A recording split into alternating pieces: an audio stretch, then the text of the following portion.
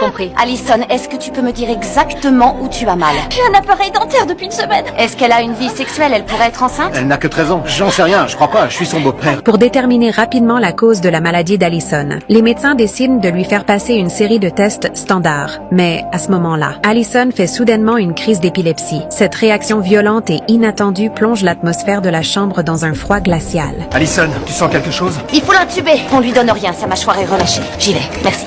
Calme-toi, c'est ce tube qui va l'aider à respirer. J'y suis. Très bien. Accroche-toi, Allison. Fixez le tube et commencez à ballonner. On lui refait iono et radiothoracique et on la monte en soins intensifs pédiatriques. Quoi? Aux soins intensifs? Mais qu'est-ce qu'elle a? Peu après, les résultats des analyses révèlent qu'Allison souffre d'une encéphalite causée par le virus de l'herpès simplex. Mais ce qui choque tout le monde, c'est que le responsable de cette encéphalite est le virus de l'herpès simplex de type 2. En médecine, ce virus se transmet généralement uniquement par contact génital. Génital? Non, Ali ne fait pas ce genre de choses. Et où et quand?